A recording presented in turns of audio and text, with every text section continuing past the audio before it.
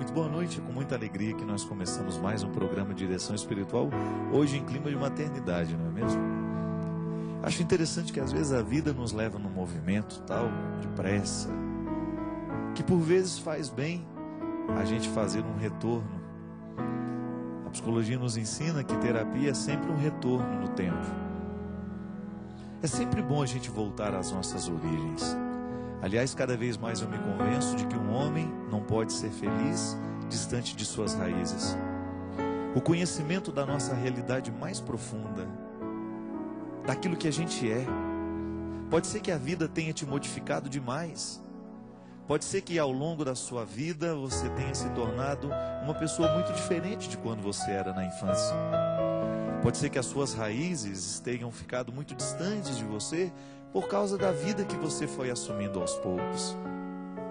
E é muito comum a gente encontrar pessoas num determinado momento da vida, da sua história pessoal, que começa a sentir o desejo de retomar algumas coisas que foram ficando para trás e que depois se torna impossível de buscar e de encontrar porque deixou de buscar no tempo certo.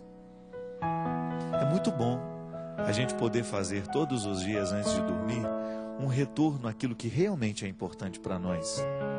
Você voltar a buscar as suas raízes, você voltar sempre ter contato com aquilo que você é. Eu, pessoalmente, nasci numa família muito simples, num contexto de muita simplicidade. E por mais que a minha vida tenha me modificado, por mais que a minha vida tenha me dado oportunidades de conhecer o mundo, de conhecer muita gente, de viver com mais conforto do que quando eu era criança, eu sempre peço a Deus a graça de retomar aquela simplicidade que foi própria do meu primeiro tempo. Por uma razão muito simples.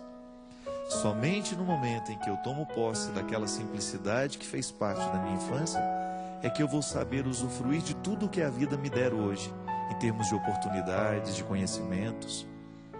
Porque é essa simplicidade mantida que vai me fazer equilibrado naquilo que hoje eu posso ter. Talvez você tenha se desequilibrado um pouco na vida, no momento em que você se desprendeu demais de suas raízes. Você até esqueceu quem era você, pelo fato de você ter se tornado uma pessoa tão diferente de quando você era criança. As suas oportunidades, tudo aquilo que você tinha, tudo aquilo que você não tem mais, ou o contrário também, tudo aquilo que você não tinha e que tem agora. O mais importante, minha gente, é a gente nunca deixar de cultivar as raízes que nós temos.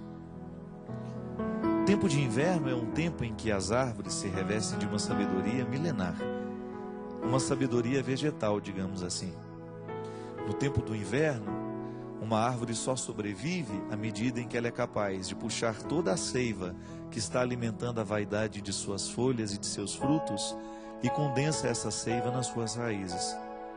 Porque o que faz uma árvore permanecer de pé não é a beleza das suas folhas, mas é a fortaleza das suas raízes. E é disso que nós estamos falando. Quando a gente tem raízes bastante solidificadas, bastante irrigadas, bastante nutridas, a gente enfrenta melhor os tempos de inverno. A gente enfrenta melhor os tempos da nossa dificuldade. A gente vai saber viver diferente aquele tempo da nossa história em que as coisas não parecem estar muito ao nosso favor. É a sabedoria das árvores nos ensinando a viver. Busque alimentar as suas raízes. Natal, Ano Novo é sempre um tempo bom para a gente começar a refazer as nossas relações humanas. Pode ser que você, ao longo desse ano, tenha se afastado muito de suas raízes, de seus irmãos, de seus pais, de sua família, de seus amigos. Aqueles amigos da infância que você não vê há tanto tempo e que foram tão importantes na sua vida naquele determinado momento. É sempre bom a gente fazer um retorno àquilo que já foi nosso e que pela força da nossa pressa ou da diversidade que tomou conta da nossa história, a gente veio a esquecer. Aproveita esse fim de ano para você poder ver os amigos que você deixou de cultivar neste ano. Dá uma olhada aí nos seus amigos que foram caindo no esquecimento, nos familiares que você foi deixando de cultivar. Eu sou muito vítima disso e não tenho medo de dizer. Muitas vezes na pressa que me leva, eu esqueço de cuidar das minhas raízes. E de repente eu não tenho nem graça mais nas minhas folhas e nos meus frutos, porque minhas raízes estão precisando de seiva. E Deus é essa força que nos ajuda a colocar os nossos olhos naquilo que é o essencial. Essência já diz tudo. Essencial é aquilo sem o qual nós não podemos ser o que somos.